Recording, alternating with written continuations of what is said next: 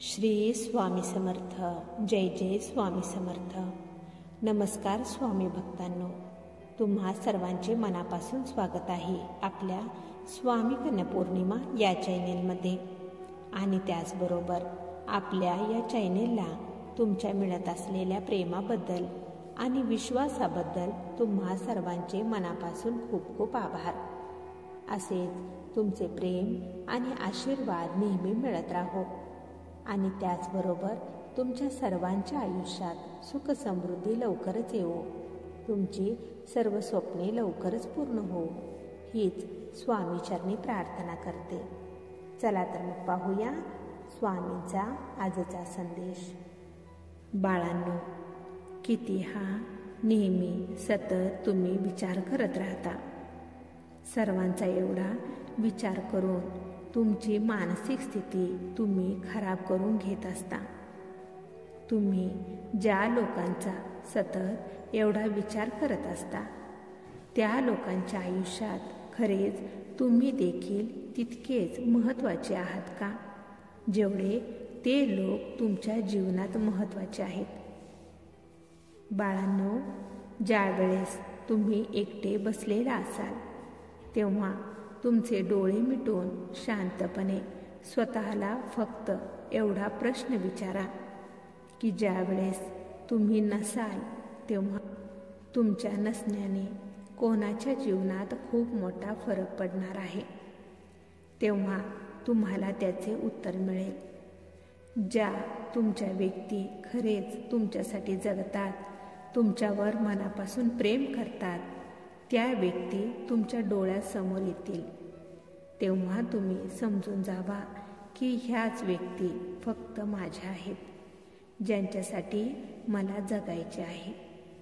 आणि फक्त त्यांचाच विचार तुम्ही करा, त्यांचीच काळजी घ्या. ज्यांना तुमच्या असण्याने किंवा नसण्याने फारसा फरक पडत नाही त्यांच्याकडे थोडे दुर्लक्ष करा.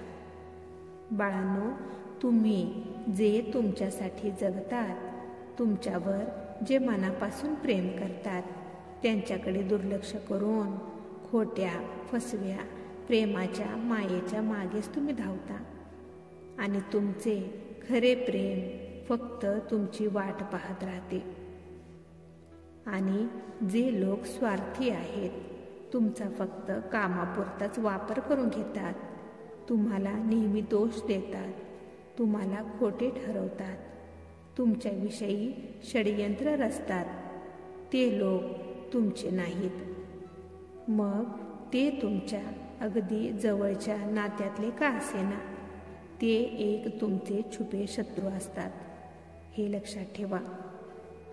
त्यांना तुमच्याबद्दल कोणतीच माया, प्रेम, काळजीही वाटत नसते. असे लोक तुमच्यावर नेहमी ईर्ष्या करतात, तुमच्यावर जळतात.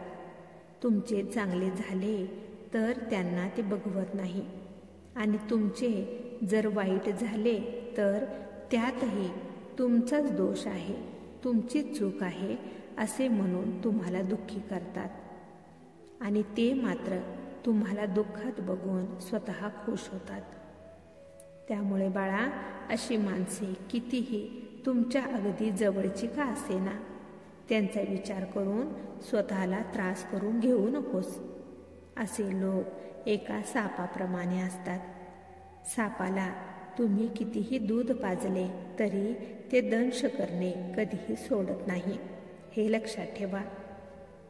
त्यामुळे ज्या लोकांना खरेच तुम्ही नसल्यावर फरक पडणार आहे, तुमच्या नसण्याने त्यांच्या जीवनात खूप मोठा फरक पडणार आहे, खूप मोठी दरी निर्माण होणार आहे, फक्त अशा लोकांसाठीच तुम्ही जगा, त्यांचाच विचार करा, बाकीच्या लोकांकडे दुर्लक्ष करा. बाळा, तू तुझ्या सर्व माणसांची काळजी करून स्वतःकडे मात्र पूर्णपणे दुर्लक्ष करत असता.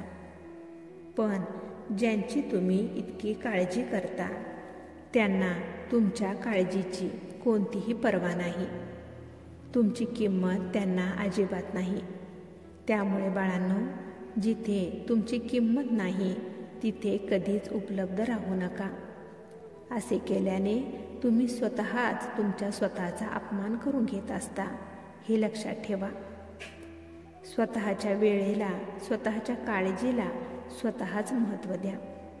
ज्यावेळेस तुम्ही तुमच्या स्वतःला महत्त्व द्यायला चालू करता आणि तुम्हाला दोष देणाऱ्या लोकांकडे दुर्लक्ष करायला चालू करता, तेव्हाच त्या लोकांना तुमची खरी किंमत कळते, हे लक्षात ठेवा. त्यामुळे आजच सर्वांचा विचार करून स्वतःची मानसिक आणि शारीरिक स्वास्थ्य हे खराब करून घेऊ नकोस. बाळा, आम्ही तुझी आई आहोत. आम्हाला तू असे दुःखात, चिंतेत राहिलेले पाहवत नाही. तुम्ही दुःखी होता तेव्हा तुमची ही आई देखील दुःखी होत असते, हे लक्षात ठेवा. त्यामुळे नेहमी आनंदी राहा. स्वतःवर प्रेम करा, स्वतःची काळजी घ्या. बाळा, तुझ्या या आईवर जर खरंच मनापासून प्रेम असेल तर स्वामी माऊली लिहायला विसरू नकोस. बाळा, ज्या लोकांनी तुझ्यावर अन्याय केलेला आहे, तुला छळलेले आहे, त्या लोकांचा विचार करून स्वतःला त्रास करून घेऊ नकोस. असा सतत त्या लोकांचा, त्या वाईट घटनांचा विचार करत राहून स्वतःला त्रास करून घेऊ नकोस. तुम्ही जितका त्या लोकांचा, त्या घटनांचा विचार कराल तेवढे तुम्ही दुःखी होत राहणार.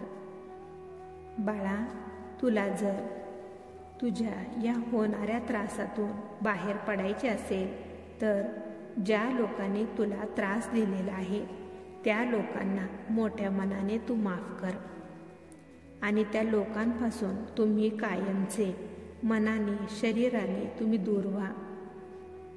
त्या लोकांशी कोणताही संबंध ठेवू नका. तुमच्या मनात, तुमच्या विचारांमध्ये, तुमच्या आयुष्यामध्येही अशा व्यक्तींना जागा देऊ नका. ज्यावेळेस त्या लोकांशी तुम्ही मनाने, विचाराने पूर्णपणे लांब जाता, ज्यावेळेस त्या लोकांचे वाईट विचार तुमच्या मनातून, तुमच्या डोक्यातून बाजूला जातील, तेव्हाच तुमचे डोके हे रिकामे होईल. आणि तुमचे डोके ज्यावेळेस रिकामे होईल तेव्हाच त्या डोक्यामध्ये इतर चांगले विचार, सकारात्मक विचार, आनंददायक विचार येण्यासाठी जागा मोकळी होईल. जोपर्यंत एखाद्या पाण्याच्या पाईपमध्ये तुंबलेली, सांडलेला गाळ, कचरा जोपर्यंत काढत नाही तोपर्यंत नवीन, स्वच्छ पाण्याचा प्रवाह हा कसा काय चालू होणार? त्यामुळे आता जुने, मागचे ते सर्व विसरून पुढे पुढे चालत राहून चांगले जीवन जगा. समाधानाने, आनंदाचे जीवन जगा. आणि हे सर्व तेव्हाच शक्य होणार आहे ज्यावेळेस तुम्ही त्या लोकांना मोठ्या मनाने माफ कराल, त्यांना पूर्णपणे विसरून जाल. बाळांनो, तुम्हाला त्रास देणाऱ्या लोकांना मोठ्या मनाने माफ करा, पण आम्ही त्यांना कधीच माफ करत नाही, कारण आमच्या हातात कर्माचे चाबूक आहे.